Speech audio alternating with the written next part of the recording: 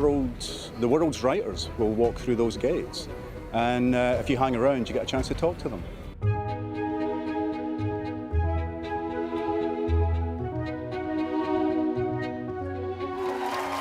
I'm interested in conversations that deal with things that matter, but real, how do we live our lives?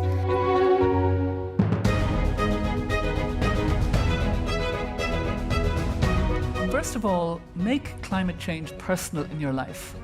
The second step is get angry and get active. And the third step, and believe it or not, I think this is the most important, we have to imagine this world that we want to hurry towards.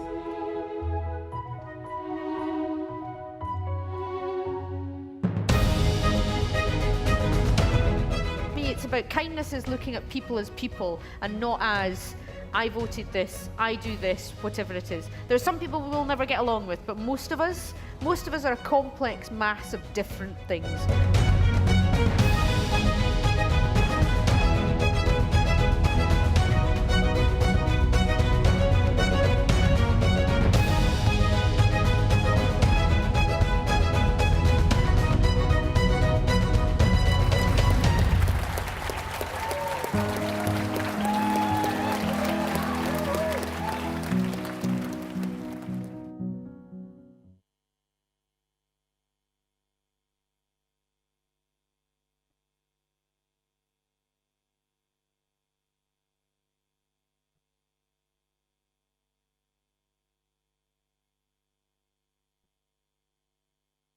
My name is Rajesh Hadi.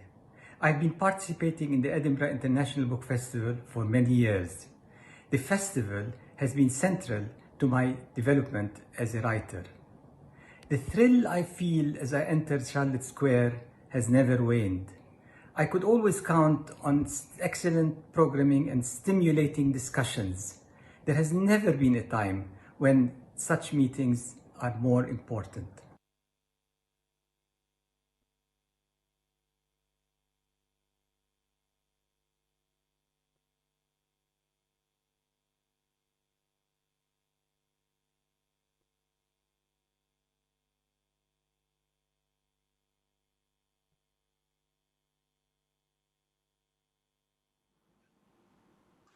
Good evening and welcome to the Edinburgh International Book Festival, wherever you are in the world. I'm Damian Barr and I'm your host for this evening's event. Thank you for joining me in conversation with the brilliant Andrew O'Hagan for the world premiere of his astonishing new novel, Mayflies. Our heyday at the Haçienda is part of the Made in Scotland series and is supported by the British Council. This year's entire festival programme is entirely free of charge, and this is only possible thanks to the generosity of supporters and donors. That's you. If you enjoy this evening, and I trust that you will, I hope you'll consider making a donation so the book festival team can continue their great work. Your support really does make all the difference. While you're all still getting settled, a few words on how this evening is going to work. In a moment, Andrew will read for us, and then we'll open our hearts to one another, and at 6:15, we'll take as many of your questions as we can. 3 of Andrew's novels have been nominated for the Booker, and Mayflies will doubtless be the 4th. As a writer, he ranges widely, combining memoir and investigative journalism to devastating effect in The Missing, seeing the world from the point of view of Marilyn Monroe's Maltese terrier Math, before taking us to Blackpool and Afghanistan and the Illuminations. As a journalist, he is formidable and fearless, writing that piece about Jimmy Savile and the paedophile culture of light entertainment, that piece about WikiLeaks and ghosting Julian Assange, and that entire issue of the LRB about Grenfell, for which he was pilloried and praised. Andrew's gifts for words is perhaps only exceeded by his talent for friendship. He brings both these skills together to devastating, joyful effect in Mayflies. It's the story of lifelong pals Tully and Noodles who grew up in Irvine. Together, as Burns and O'Hagan did before them, they seek adventure beyond the Ayrshire hedges, a world bigger and brighter and freer and fairer than that occupied by their fathers. Tully's green eyes dance with love and mischief, and Noodles always has his nose in a novel, the more pretentious, the better. They hate Thatcher and joylessness. They love the Smiths and the Godfather. The first half takes place in the summer of youth and sees them and their pals head to a festival in Manchester. The second half sees Tully struck down in his hard-won prime and Noodles called upon to honour their lifelong friendship in the hardest way imaginable. It is as fleeting as youth and as profound as the joy you only find on the dance floor at the Haçienda with your very best pal in the whole wide world. Please welcome Andrew O'Hagan. Hi, Damian. Hiya, it's so good to see you. It's a fantastic treat to talk to you. Oh, a pleasure. I had only realised earlier today that this is your world premiere. It is. It's my world premiere, the first event, first chance to talk to anybody about the novel and read from it, so I'm quite excited. Before we talk about it, will you give us some readings, please? Sure. I'm not going to explain too much. You've done such a good job of that in setting it up that I think I can go straight into giving a bit of the flavour of the book to our viewers. This is quite near the beginning of the novel, and it features a wonderful place in the world that many of you, I hope, will recognise. That's Paisley. Hogg stayed in the flat by himself when we went to the pub. The whole of Paisley smelt of vinegar, and the evening was almost warm. But weather is one thing and regulars are another, and you could say it was hostile to groups of lads in the Cotton Arms. In fact, if looks were bullets, it was the St. Valentine's Day massacre. The four of us sauntering in with similar haircuts and jeans and all confident-like. The barman lashed a dish towel over his shoulder and poured 4 pints of Tennent's, his eyes on us. Then we carried them over to a table. Photographs of old mills and weavers' rallies were hung around the walls, and above the bar ran the legend, pain inflicted, suffering endured, injustice done. At the other tables, men scowled and licked their chops in preparation. The women wore so much jewellery they jangled every time they lifted their drinks, their glances quite pitying, and the gold so brassy it was almost red. Bad vibes can be an excellent spur. At least that was my thinking, my hope, as some gigantic guy blocked me in my way to the bogs. A neon sign for Schlitz played havoc with his angry eyes and his nightmare shirt. "This is your pub," he said. By whose decree?" I said. "This is a public bar." He looked at me for what felt like 150 years. Then he sniggered, snorted, huffed and swayed before wetting his middle finger and sticking it in my ear. "Aye, but we private security," he said, wiggling his finger. "Look, mate," I said, my heart thumping, "we're just out for a drink, not looking for any trouble at all." "But we are," he said. "We love trouble." I totally sympathise. Nervous laughter. Trouble has its own charm. Undoubtedly, I mean, personally, I can't understand why anybody wouldn't love trouble. I mean, it's such an underrated... "Stop talking, ya dick." "Of course." "Shut it." He inspected me, inflicked my collar like a lion toying with a dead gazelle. He inclined his head and I thought, this is it. He's going to nut me. At any second, his large head would be crashing into mine and I'd be out forever. Smithereens. "What are you, anyway?" he said. "Some kind of university study group?" "No, just shut up." But while he stared, his rictus became a smile. "I'll let you off," he said eventually, and tapped my shoulder as he left. Such is the mercy of kings, gods, psychopaths, and lions. So savage in fury, so benign in forgiveness. I'll come to the next week in a little bit. Shall we do a bit of chatting? Yeah.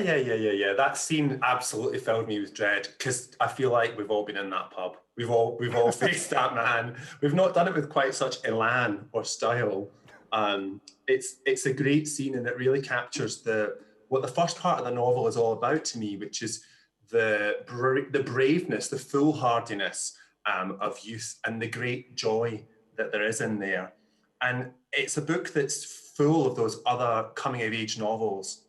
I was thinking lots about Brideshead when I was reading it, and about Gatsby too. And I wonder, when you set out to write a Bildungsroman like this, how conscious are you of that, writing into that tradition and of those other stories? You know, Damian, I think one of the things that's still a huge dividing issue in British life and culture is class. You know, the great cliche about the working class is that they're all underread and don't use the libraries, and, you know, don't go to university and don't study and have none of the tools, if you like, of middle-class existence and survival. That's just untrue in my experience. This book shows a group of lads who were all incredibly politically engaged as well as political. They were readers, they were thinkers, they had a whole slew of movies that they loved, especially kitchen sink drama. I mean, we used to be able to quote whole reams of Saturday Night and Sunday Morning or A Taste of Honey at each other. You know, it would be part of the patter. And, you know, these were very kind of demotically energetic working class boys. A lot of them worked in factories or were postmen.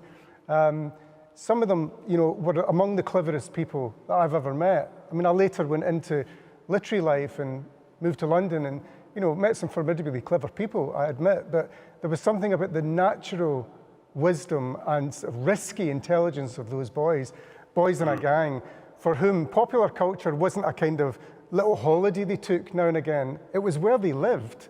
You know, they could blend a discussion about The Great Gatsby or Evelyn Waugh, as you mentioned, with, you know, The Godfather or Stand By Me or the new album by The Fall, and, you know, get incredibly acerbic with each other about the values associated with each. So for me, it was a task, you know, to try and write a novel of working class life where the voices were as clever and as original and as relentlessly themselves as they were in life. And it is purely autobiographical in that sense. The way that they do talk to one another, of tumbling in and out of one another's sentences, it's like puppies. It's just over and through, and it's very densely intertextual in that way, where they're moving from films to books to records the whole time, and one another's preferences. It's a very fast read in that sense, and will make for very good telly for that exact reason. But I'm interested, just then you said you used the term autobiographical, and you were saying they, and it feels much more to me like we, us. So how autobiographical is it? Oh, I mean, probably, or almost certainly the most autobiographical thing, not only that I have written, but perhaps that I'll ever write. I mean, it came straight from the pain and drama of a lived experience. You know, when you've been a writer for a few decades, as I have, a published writer for, you know, 30 years now, you know, you pick up a lot of technique through the years, and you pick up new subjects through the years as well. I've written about a lot of things around the world, you know, child jihadis, and, you know, I was there at Hurricane Katrina, and, you know, while that rescue was going on, and that sort of terrible racism was exhibiting itself in New Orleans back then, and wrote lengthy pieces of reportage or indeed books about these subjects. But I always felt that lying in wait for me was something very, very personal, and it was to do with my teenage years. And then when a very close personal friend of the group that I grew up in, Keith Martin, got esophageal cancer, young at 50, we began, all of us, to start to look at our past in a new way. And I realized when he asked me, and he asked me straight as I'm speaking to you now, please write about us. And I realized that I was already committed to that in my head, that trying to capture once and for all a very under-described territory. I mean, Scottish literature is a brilliant, endlessly flowering plant, an amazing culture compared to what it was when we were young, but it was very hard to find an account of a young Catholic growing up in the west coast of Scotland in a novel. I mean, I used to read Irish novel after Irish novel to get, you know, the sacraments and get that experience of the love of Celtic Football Club or whatever. But now, in these recent years, and certainly in the last couple of decades, there's been this renaissance of expression this under-described country and under-described territory has suddenly come into focus. And as part of that, I felt there were still parts of life that could be brought in, could be dramatized. And the friendship between a group of young working class men hadn't been in the novel that I wanted to read. So Keith gave me that subject, and the autobiographical nature of it was always naked to me. I mean, I sometimes see authors trying to conceal the autobiographical nature of their work. But I remember Toni Morrison once saying, embrace that, sing it. It's your story to tell. And I felt in this case that there was a whole generation of us, not just men, but women as well, whose fathers might have done their national service. That's how they met friends. And our children who meet a lot of their friends on the internet, but there was this middle generation, Thatcher's children, if you like, in Britain, who didn't have mobile phones, had to meet at bus stops or make arrangements on the house phone. Remember that, the house phone? The house phone. And I wanted to try and somehow get that whole culture of chip pan fires and going to record shops and meeting people there that you didn't expect to meet but that you wanted to meet, who might be your best pals. All those arrangements and habits, because I think a novel is a little moral machine full of our lived experience, our habits, and our kind of Austen-esque or Jane Austen-esque rituals. Of course, they're very different, those rituals, in suburban west coast of Scotland than from Jane Austen's Bath, but to me, just as important and just as worth recording.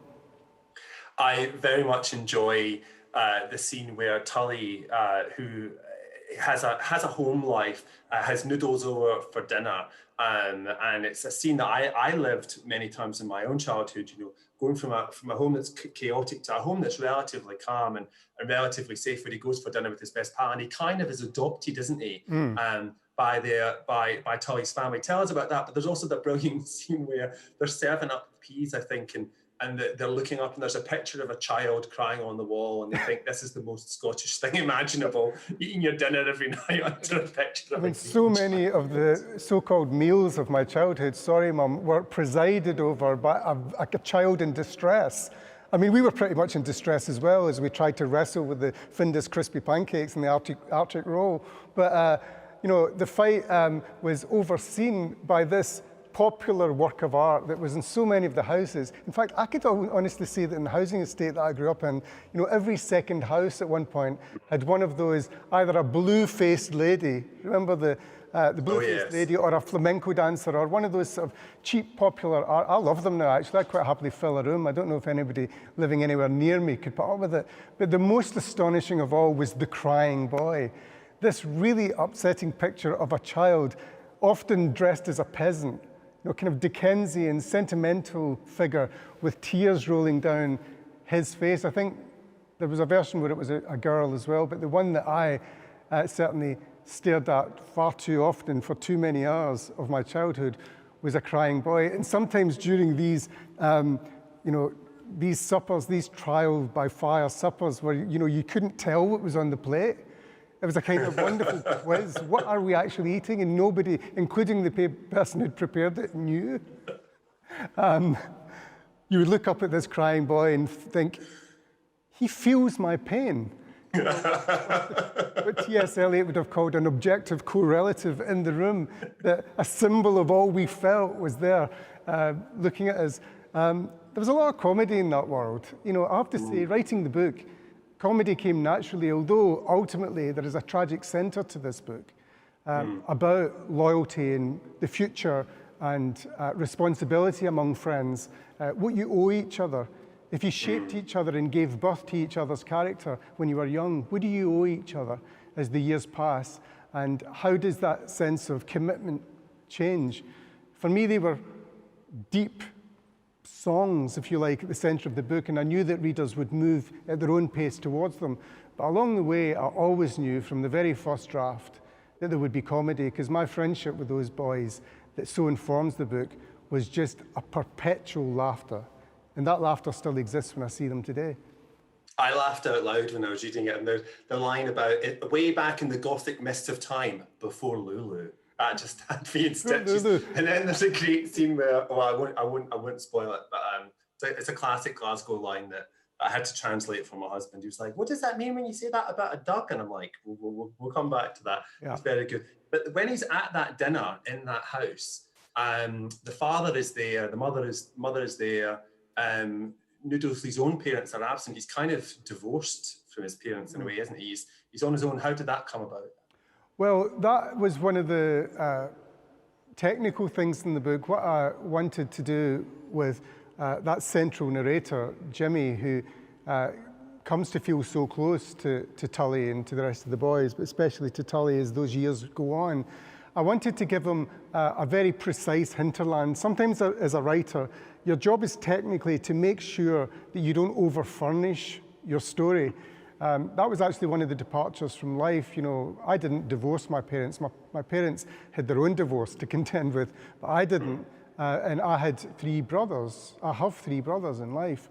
But for Jimmy, I wanted him to have a much more solo journey, and for his dependency, if you like, on his friend Tully in that house that you described, where he's welcomed and he's found funny and he's liked and he's encouraged to come and stay over and have his supper when his own family's so chaotic.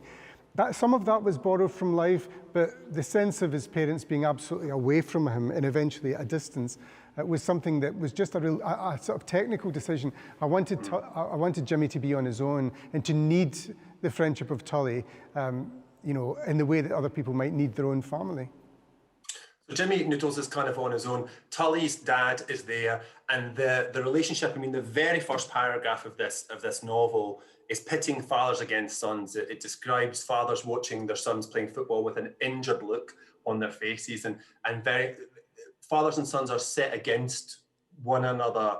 The sons want to escape the shadows of their fathers. And tell us a bit about Tully's relationship with his own dad, and talk more about the relationships between fathers and sons in the novel. You know, one of my favorite books growing up, or favorite writers, was Turgenev, in that very Russian sense that each generation has a job in its hands to handle the disappointments and the difficulties of the previous one. And I've found that to be true in life, endlessly true. And now that I'm a father myself, I mean, I see that it's probably true for the generation coming up too. It's an endless, even pre-Freudian task, trying to deal with, you know, what if your father's disappointments, in a way, were enacted on his family? And I have to tell you quite explicitly that a lot of the boys I knew, a lot of the friends I had, the ones that I felt closest to, they all had fathers who were in a state of disorder. You know, they were either drinkers, or they suffered badly during the Thatcher years from disappointment and worklessness. Again, all of that, you know, is manna for an intimate novel that tries to capture the essence of a nation's life. That was an important period in our formation as a country. That terrible devastation that occurred in many of the heavy industries here, and it had a direct impact on many families. Many of our fathers were out of work, were drinking too much, and were at war at some level with their own families.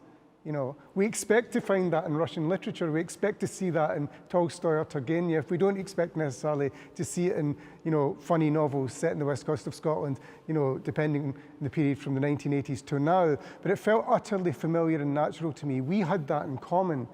And all the boys in the novel have some sort of difficulty to iron out, or some overwhelming refusal to face on the part of their father, and sometimes their mothers too. And many of the people that I've known and loved, part of their story growing up was how to make their peace with that, how to find something lovable and authentic and connected between them and their fathers. So I wanted that truth, that common bond that the boys have, that experience, to work its way into the novel. Did you find that with your own father? Oh, very much. I mean, my father was largely absent for a lot of our lives, and when he was present, it was a complicated presence because, you know, he wasn't entirely comfortable in a family. And, you know, again, that's not just a plot point, that's something that many of us lived through. And, you know, and it's not a case of sort of, you know, only seeing the negative in that or what was disturbing about it. I mean, I'm not about to board the Boohoo Express on that. I mean, you live with what you live with. And I think that novelists have a responsibility to try and show motivation and actually let the reader do the arithmetic over the course of a novel, that by the end you feel for those men because you've been in your head to places that maybe they don't even see are there in their lives. You as the reader are very often doing much more work than the characters are able to do because you know more than them. And that through the drafts, that's what I wanted to create with this novel, was one of those novels that you hold close to yourself and you feel that you are part of its creation. You understand these men, you know, you've been through their lives with them. And in that sense, I wanted to, for the first time probably, to present the story of a complete life. Tully's life is, if you like, fully reflected. It's a short life, but it's fully reflected in this book. But certainly, I drew on every aspect of my own life, including my life with my late father. Why, given that, did you make the choice to write a novel rather than a memoir? Given that, you know, Keith gave you the permission, in fact, gave you the instruction, the benediction even, to go and write of you. Why did you come to that choice? I think I would have probably been arrested, and so would everybody that I know if I'd actually put down the actual lines spoken by my friends in the 1980s. No, seriously, I think that some material just comes to you as, you know, as fiction. As you know, Damian, you know, there's a difference between facts and the truth. You know, we're living through a period in history at the moment where there's great political confusion about the difference between the two. I mean, people keep talking about, you know, false history and false memory, and the ghastly American president talks about fake news when, of course, he's the chief propeller of fake news in our time. We're living with this, that supposedly highly responsible, highly elected individuals are misinforming the public as to facts and truths all the time. So I would argue that novelists have an extra burden at the moment to help readers define and refine in their minds and in their lives what truth is. And truth isn't just a list of facts. I could present to you a whole list of facts pertaining to, you know, what's in front of me right now. They wouldn't deliver the truth of this situation because the truth is an imagined thing. We need to put the best of our tolerance, beauty, compassion, and commonality into fashioning the truth. That's why history and politics is such a complicated and important thing in the lives of writers and readers, because we're always responsible, each of us as moral beings, responsible for creating the truth, for recognizing it, for sharing it, and for defending it where we can.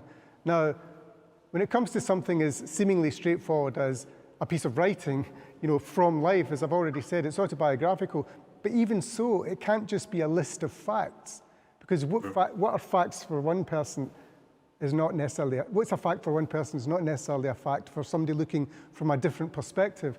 So it seemed to me, when the question of perspective came in, that this wasn't a piece of autobiography, it was a piece of autobiographical fiction, where I would feel free to put the pieces together in a way that would build the narrative and allow the reader to come on a journey that was different from the very precise journey of Keith Martin and Andrew O'Hagan and all the other boys' lives.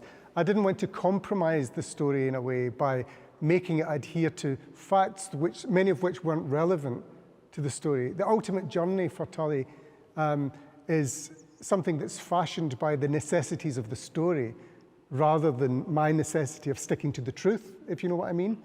And that's very common for playwrights, poets, novelists and filmmakers all over the world all the time. We understand that. I would expect that Mayflies in the end tells a much deeper truth about friendship and loyalty and Scottishness and time and masculinity than it would have done if I'd just given this endless shopping list of facts. I had to shape something, I had to invent something, and it was a rhythm and a pattern and ultimately a picture which I think people will empathize with. Well, I mean, I certainly did reading it, empathize with it. As I told you when I finished reading it, you know, I just sat there crying. I just sat there crying and crying for the love of it, for the love between these two friends. But I do think, Andrew, there's something else going on here for you as a writer, because the experience you describe you know, the differences between facts and truth. I think of facts as things that we know, maybe as truth, as something that we feel, and facts obviously have a relationship with that. But you know how inventive you can be when you write a memoir as a piece of writing, as a piece of form. It's something that you've written about before and towards. I can't feel that that's the only reason you made a decision. I think you could have been incredibly inventive with memoir as a genre. It feels like you've chosen to make this a novel that's maybe more about you as a person than you as a writer. I don't know. I understand. I don't think it's just about limitations of the form. No, it's not about the limitations of the form. If anything, it's about the opportunities of the form. You know, as you know, I very much believe in non-fiction as much. I mean, I don't have this sense of the hierarchy of forms. You know, some writers might, and they feel that hardback non-fiction is at the top of the list and everything else is a sort of lesser form. I really don't believe that. You know, I sometimes work on pieces of reportage which take as much out of you day by day, sentence by sentence, syllable by syllable, as any fiction does. So it's not a question of hierarchy. For me, it was just a question of what was right for the material. And I think that a memoir based on that friendship would have been, if you like, too partial. It would have, if you like, not too personal. I could easily have, as you say, Keith would have been comfortable with it. But his family, his wife, you know, his wife's family, his other friends, you know, I would have had to really have written a kind of group memoir had it been, you know, because I was a friend of his, but he had other, and in some cases, more important friends and long-lasting friends and, you know, members of his family who had a claim on reality in his case, which I didn't have to take responsibility for as a novelist. But I think as a memoir writer, you do have to take responsibility for, if you like, veracity. The truth that you're creating has to, as it were, ask permission, not just of the central subject, but of all the subjects. And I didn't feel in the end that that was the book he actually was talking to me about and that I wanted to write. He kept mentioning The Great Gatsby to me. Now that's of course a ludicrous thing, and I rush to say, I do not compare my effort, this book, Mayflies, which I'm very proud of, but I don't compare it to The Great Gatsby. But he often mentioned that novel, he loved it. And that is also a book, as everybody knows, about a relationship centrally between these two men, Nick Carraway, the narrator, and Jay Gatsby, the central eponymous figure in the novel. It's a novel about many things, about friendship, but also about love and about illusion and about America and about freedom. And he loved and adored that book. He taught it, I think, too, in his life as a teacher. And I think that when we talked about that novel, it was about the freedom to take what was true and just sing it in a whole new way. And the crucial words in that sentence for me, Damian, are in a whole new way. Keith Martin's life was an absolutely observable thing, which any of us could talk about who knew him. But my story of Tully Dawson could only be mine. And I took possession of it and took the freedoms that we loved. It is utterly transcendent. And you said then about singing, and it really, there are parts of the book that I read out loud just for the pure joy of it. And I know you wouldn't compare it to Gatsby because you're not a tool, but I can compare it to Gatsby because I thought about it loads. I thought about it loads, especially when I was thinking about Tully's eyes and the green. I kept thinking about that green flash in Gatsby at the end. And I think that it does take its place in that tradition of novels of friendships between men. And there is also something powerful about it in that you're writing about friendships between men, and you're kind of dealing with some of the taboos around masculinity and silence that were certainly factors that these characters had to contend with when they were growing up, and that you had to contend with too. I mean, I think it's always worth remembering that, you know, there are no parts of life which are, as it were, less interesting in terms of their humanity. There was generations of imperialist writers who thought that the experience of being English, in the terrible words of Cecil Rhodes, that if you were born English, then you'd won first prize in the lottery of humanity, and that all other lives were somehow a form of loserhood. Well, thank God, in the last few decades, we're now learning how to rubbish that and dump it in the dustbin of history, that way of thinking.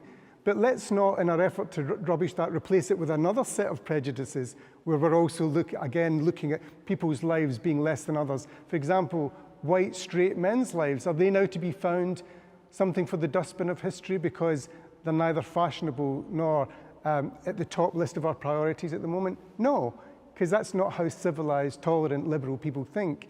We're trying to move towards an equality, not replace a disequilibrium with another disequilibrium. So let's open our minds and our hearts to that, and perhaps look at how, if you feel moved to write a book about a group of white boys who come from the west coast of Scotland, you're not going to stick in some people of colour just to keep the critics happy or to meet some fashionable standard. That would be grotesque.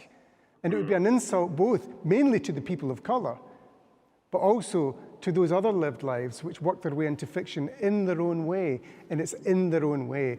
I'm absolutely want to fill all sails and all ships with new freedoms, but we're living through fanatical times where sometimes people want to earn their freedom for their group at the expense of another group. And that is something I think we should all be alert to at the moment. Do you feel, as a writer who belongs to the constituency that you described of straight white men, do you feel as free as you did at the start of your career to write about things that concern you as a novelist as you do now? I think I feel every bit as free, if not more so, because there's been incredible struggles going on in the last 3 or 4 decades. And they've raised all boats. And I mean, it's the kind of tide that raises all boats if looked at properly. Now, as I've just indicated, in the mind of some critics and some speakers, they have the view that only some boats should raise with that tide. That's not how I think about humanity, I'm afraid. I mean, it's me you're talking to, there's others who'll give another view. But I feel that the freedoms that have come about, of increased freedoms for all of us, at the centre of this novel, as you'll know, there's a character, Steady McCalla, again, autobiographically, from our past, a man from Jamaica who was always treated as a second-class citizen in the working-class town that I grew up in. That's a story that hasn't been told until I'm telling it now, that Steady McCalla and other people of colour in that town were treated badly and in a racist fashion by working-class people. Now, that's one of those taboos. Nobody wants to say it, that when we're talking about racism, what we're often talking about is a lack of education or a conspiracy of damagingness in a culture.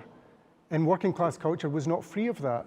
And I put that into the novel very deliberately. That's one of the magic things about Tully, is that he stands against it. He was instinctively political and anti-racist, and he said he wouldn't have it. He goes up to those guys in the pub and said, you know, Tully McCalla comes in here every night, and you never look at him, you never speak to him. And the trade union, their trade union, went against, as they did in life, by the way, when Glasgow Corporation buses tried to hire a certain number of people from the Caribbean, there was a bit of a local uprising on that subject among white working class corporation workers. So these are the difficult truths that we try and tell in our novels. So it's a long answer to your question, Damian, but I think it's crucial, you know, I think it's really important that if we're going to discuss contemporary fiction and contemporary ideas, then let's open the ideas up. We're not in the business of constantly just agreeing with each other. That's not a healthy culture. In France, they spend their whole times on talk shows shouting at each other. That's called having a lively literary culture. And we can cope with a bit of that too. Yeah, I think there's lots of space for disagreement without cancellation, so long as we're meeting on a civilized, equal footing. Yeah, you mentioned the word, and you're right too, that we're living through a period at the moment where, you know, if people don't do as they're expected to do, which is to automatically agree in a support with the opposition's position, then they're somehow up for being cancelled, for being rejected. And that, to my mind, is not how liberal tolerance works. A debate's called a debate for a reason.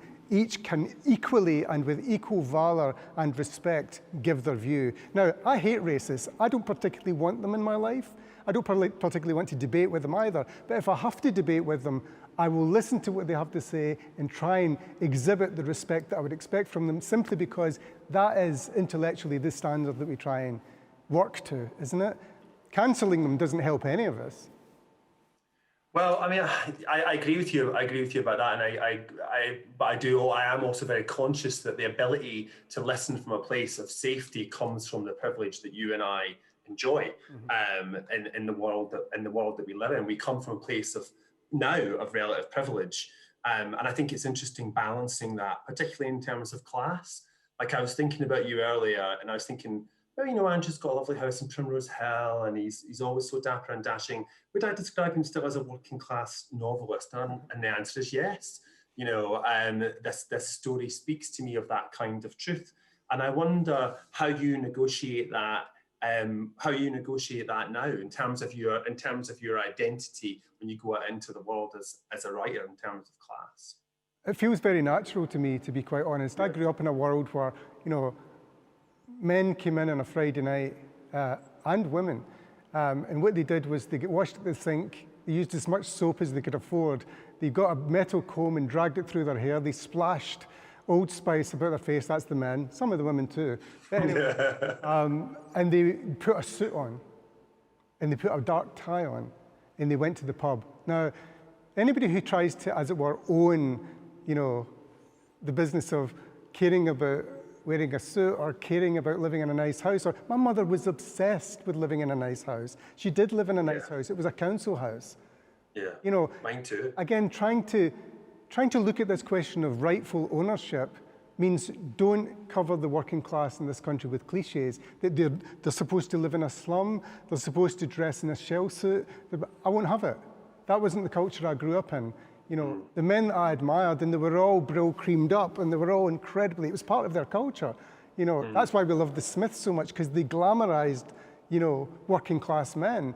And so did those kitchen sink dramas, the Albert Finneys. You know, nearly every scene in that film where he comes in, I think you actually see him at the sink at some point, getting in, and he goes out and he's in the suit. Now, he might get bladdered in the pub and insult everybody and be self-loathing and fall, you know, be thrown down the stairs.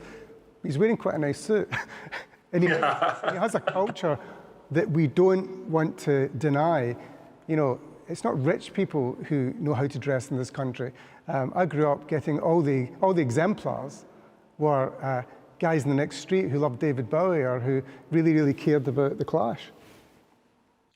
I'm going to go in a wee minute to questions from the audience, just so you know, if you're out there and you're watching and you want to ask a question, you've got a couple of minutes to go ahead and do that. This isn't the novel you were writing when you appeared at my salon last. You were working on an epic of London. I think were you calling it Caledonian Road? Yeah, it's still called Caledonian Road. It's still called Caledonian Road. Epic. It's still an epic, getting more epic by the day. It's quite epic. Tell us a wee bit about that, and because obviously it was the real life loss of your friend that interrupted the writing process. I think as a writer, you've always got to be ready, you know, to put, if you're a taxi, you stick your light on as you're rolling down the road. You sometimes just have to do that, be ready for an interruption. You know, I've been working for years on a huge, grotesque epic of London society that goes from, you know, the poorest parts of society to the richest. I've been at more, you know, more trips to Victoria coach station to speak with Polish immigrants coming off buses from Poland, and I've been at the borders of many of those countries. I've been in factories. I'm about to start working in a factory with immigrants as research for this book. And on the other hand, I've also been... Can I just stop you a sec? Do they know what you're doing, and what's the factory tells about that? Yeah, I told them that. I felt I had to because, you know, I mean, I'm unfortunately no longer at the age where I can just turn up and pretend that I've just sort of left school and need a job. Right, yes. I used to do things like that when I was first writing reportage. You know, I went on the streets as a beggar for months and wrote a 16,000 word piece for the London Review of Books, but I was only in my early 20s then, and you could get away with sitting in the streets sort of with a sign. I don't know that I get away with it now. So for those practical reasons, I had to tell the factory, and they, you know, they're nervous, I think, but also willing to let me in to see. I mean, it'll be a fictional factory in the book, but you know, just watching the routines, listening to the language, seeing the actual work being done. Too few British novels have work in them. People sort of don't go to their workplace as often as I would like, as a reader and a fan of fiction I'm talking here. So that's been happening, and at the same time going to the sort of the Windsor Polo Club where the Queen was there, and going to the Perth Hunt Ball, and going to these incredible sort of new Bond Street openings and going to fashion shows, and well, they're off at the moment because of COVID, but I've spent years going to Milan, to Paris, and to New York Fashion Week, and being backstage with the big designers and the models and going to the after parties, because all of it is coming into this huge Dickensian novel that I've been writing forever, which, as I say, sort of shows in episodes the whole of a society. I've always wanted to write a book which somehow showed how money, ambition, truth and fairness work across a whole society, where you get prisons and schools and hospitals and factories in the book. So that's been a hell of a huge... Will these be distinct short stories that are connected and not... Because it could just go on, right? It's you about need to have control. limits. What are the limits and points of connection? As you know yourself, Damien, it's always about control. Our job isn't to just throw paint at the wall and watch it drip, much as Jackson Pollock is lovely to look at and lovely to think about. Actually, form and technique and control is what we're really in the business of doing. And I've been doing all this research and building up huge experience for the novel over these years, but Caledonian Road is a thing of chapters and sort of Dickensian control. I've learnt a lot from those great Victorian masters, especially George Eliot, especially Trollope and Dickens, looking to see just exactly how you pace and build a story which is a large cast of characters coming from different milieu, different parts of the world, economically, in terms of sexuality and gender, in terms of their experience of class. I want to get all of this very patiently and in a controlled way presented to the reader, but as a gripping narrative. I mean, I've never written a book where even I, as the author, sometimes, I feel my fingers going slightly faster because I want to know exactly what's going to happen for these people living in 2020. I'm going to go to questions now from the audience. This is a question from Tim, who says, how has your relationship changed, if at all, with the friends in the book whose careers have not necessarily matched yours? I'm not sure that we need to dwell so much on the career bit, but how has your relationship changed, I think, with friends who may feel that they are represented in some way in the book? People might find this quite hard to believe, but I speak plain truth. My relationship with those friends has deepened and continued, much as it was when we were 15. Their lives, to address that part of the question, have not been a disappointment or lagged behind mine in any way. In fact, they have, each of them in their own way and with their own distinct thing in mind, have achieved what they wanted to achieve. It's certainly, each of them have families, homes, work that they value. They're readers, they love their music still. They have nights together based around their love of music, and they go to gigs together. They've got full lives, and their children have the benefit of their comedy and their experience and their values.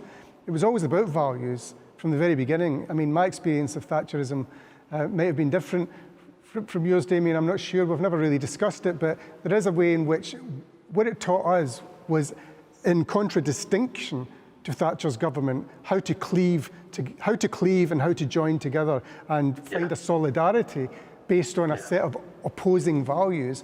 Those boys and those girls still have those values, and direct answer to the question, they mean as much to me now as they did when I was 16, 17, 18, even more in fact, and I still see them with great pleasure.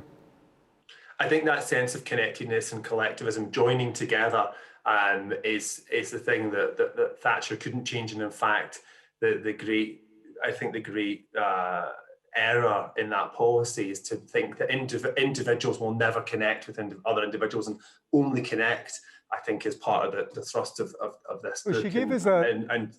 She gave us a lifelong bulwark to fight against, to bounce against. In that sense, I'm quite grateful to her.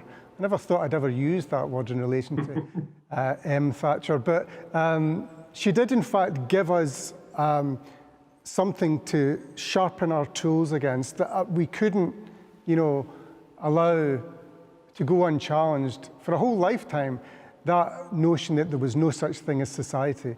When Thatcher said that, we then had our purpose. We then had our slogan for life. And, so in that sense, she did us a favour. I'm going to have to move on very quickly. Next question from Andrew. Music and bands underpin the book. To what extent have they helped define and shape your life? Of course, you were in a band with your pal Keith. But just talk a wee bit about how music informs Mayflies. Well, when I was a kid, you know, you could develop an extreme dislike for a person that you didn't know just based on the fact that they liked the wrong band.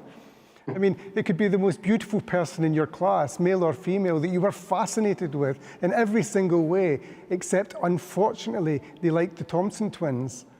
And there's no way past that. I mean, there's nowhere to go with that. Or Kajagoogoo. Oh my God, you're done. You have to immediately step back and you feel all your admiration and love for them just drain away.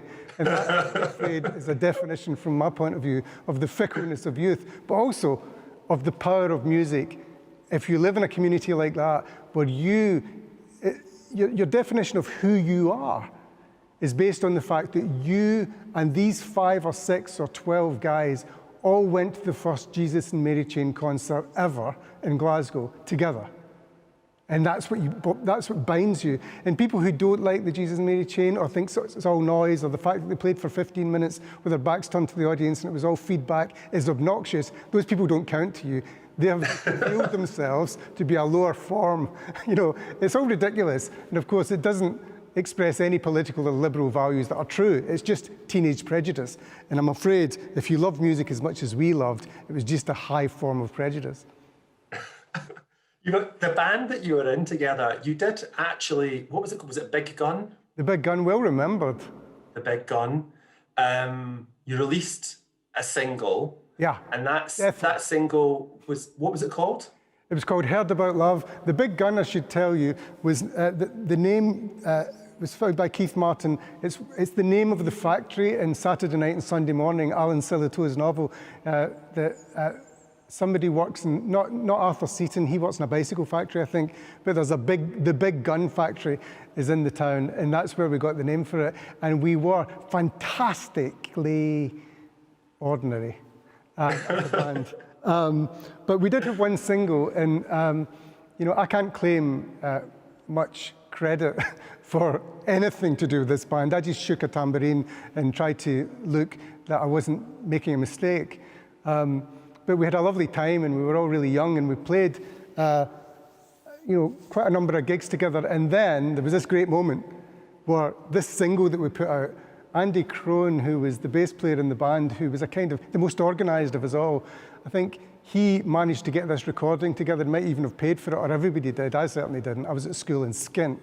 But anyway, we got this single out, put it out ourselves, and then sent it to John Peel's producer. And then one night, which will be burned in our minds, all of us, forever. Imagine the scene, gathered round one of those ugly silver stack with a smoky glass lid, stereo things, listening to John Peel as our single suddenly comes on, and then he says, and I remember verbatim, melody arrives all unheralded into the program. That's the Big Gun from Irvine. I must say, I like that immoderately, he said. Immoderately. We're looking at each other, punching the air, screaming. I mean, that's the sheer unbridled joy of youth, and we had that experience, and I'm able to tell you it went straight into the novel, you know, unedited. It's an absolutely fantastic moment. So you were playing the tambourine. Does that mean that can you not sing? Well, you know, you can present me with a list of my deficiencies in the musical department, and they'll all be true. But I just have to say that before Bez was Bez, before the Happy Mondays even existed, I was shaking a tambourine on stage and slightly off my face.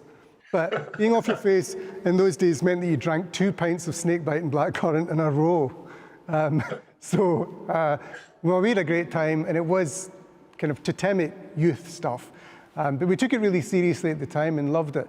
Of course you did. Tully Dawson in the book goes on through the years, through the decades, still in bands, as many of my pals that I grew up with still are, including Keith Martin, right up to when he died. He was playing at that point drums in a band. Music's been so important. And again, that's one of the things I felt we didn't quite have in the culture, was enough books where music was at the center of the group's life, that this gang could so define their sense of whether people were okay or not in terms of which bands they liked. See, I definitely had the music that I liked when I was at school would not have been the music that you would have liked, even if we'd been at school at the same time. I'm quite sure of it. But so I had to go and listen to some of the music when I was reading the book to get a sense of who the bands were and stuff. Thompson Twins fan? Is that what you're trying to tell me here? Well, obviously, I'm a Madonna fan. Seriously, Andrew, come on. There's a scene in the novel where they're in Manchester and Tully sees the Smiths getting into a Rolls Royce outside the hotel. Is that another one of the scenes? And he throws himself across the bonnet of the car. Is that another one of the scenes that's kind of gone in straight from life? Actually, there was this moment where we saw the Smiths, and there was a car, but I embroidered the fact of him throwing himself onto the bonnet because I wanted it to be an even bigger, more operatic demonstration of that strange thing of both loving a band and wanting to humiliate them at the same time. You know, that's a thing probably unknown in the internet age, that fandom has changed so much. I mean, everybody's the star of their own life now, and they produce and direct and star in it on social media. But in those days, to see a famous person in the flesh was quite kind of otherworldly. So the idea of the very famous at that time, about to play GMEX the next day, that's why we're in Manchester. And in the book, that kernel of them coming out of the Britannia Hotel, that was true. And the fact of a Rolls Royce being there was also true. But I just wanted to build this into some absolute comedy of the leading character, Tully Dawson, sort of both loving them and wanting to shout abuse at them at the same time, and somehow ending up spread over the cover, the bonnet of the car with the windscreen wipers sort of trying to wipe him off. So yeah, that was a combination of both, the autobiographical and the invented. I really loved that scene. Tell me about, though, in real life, when Peel played you, you were then covered in Smash Hits magazine. What happened there? Oh yeah, that was both a glorious moment and a slightly depressing one. And we were runner-up to Michael Jackson as single of the fortnight in Smash Hits, so that was hurrah. But then, when you read the review, it said, "This is the sort of band that made England great." So I quickly removed to my little toy typewriter, "Dear Smash Hits, we are from Scotland, so fuck you," or something, amiable, like that. I wasn't having that in Smash Hits. So, but of course, lots of laughter and, you know, everybody saw the funny side. But years later, I should tell you, in their wisdom, the British Council decided in the early noughties that they would send, to represent British culture, they would send John Peel and me to New Zealand. I know. I've not heard this story. So John and I had this fantastic couple of weeks, and it was only about, I think, 3 months before he died. And I was able to just pour my heart out to him over dinner every night about the favour he'd done us by playing our single when we were teenagers in Irvine. And he was just in the flesh and in life every bit as wonderful, immoderate, friendly and sublime as what you would hope. And it was just great to spend those days with him. And he used to leave messages when he went on with the tour on which he eventually died. He left a couple of messages on my machine, which I saved because I loved him so much. John Peel's unmistakable voice, leaving a message saying, "Where are you? You haven't called me. I hope that wasn't some sort of cheap holiday romance we had," he said. That must have taken you right back to being that age again. You must have, that just connects you straight to that moment in your life, doesn't it? I have to tell you something honestly, and it's right at the core of this book for me, which is that I'm always back there. Everything takes me back there. You know, we live with the cliche that, you know, the past is another country, they do things differently there. The past is never the past. The present is overloaded and endlessly, you know, scaled up and made interesting and made profound by the past, as well as the promise of the future. I think that's how we live. It's a slightly philosophical point maybe to some, but for me it's always felt straightforward. There is no past. There's only the ongoing delight and sublime business of things having happened and great conjunctions and great meetings having happened, which feed your work in every way, sometimes explicitly in a novel like this, where you're able to take the past and its place in the present and try and make a, you know, a connective tissue for other people. Try and create something in their lives where they'll recognize it as being true for them in a whole different set of circumstances with a different cast of individuals. And that's what I wanted to do with this novel, to show that the past is there right in front of you, in your language and on your tongue and in your mind and in the song constantly. This book, I think, will be the key that opens the past for so many people. It's very individual, it's very specific, the story, the place, the world, the time, those friendships. But I think that everybody who reads Mayflies is going to feel, as I did, like you've written the book just for them. It really is incredible. So I'm afraid we have to leave it there. Thank you all for your questions. I'm sorry we couldn't get to every single one. You can get your hands on a copy of Mayflies in our independent online bookshop, which is shop.edbookfest.co.uk. And I know that many of you are going to be at the Meet the Author event afterwards. Thanks everybody for being here this evening with me, Damian Barr, in conversation with the incredible Andrew O'Hagan. Thank you, Damian. My pleasure. Fantastic.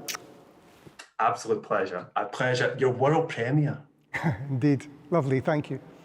My pleasure. It's been my pleasure to interview Andrew and also to talk to Douglas Stewart and Garth Greenwell during the festival. And all those interviews are available now to watch online for free. Enjoy the rest of the fest and your summer. Thank you and good night.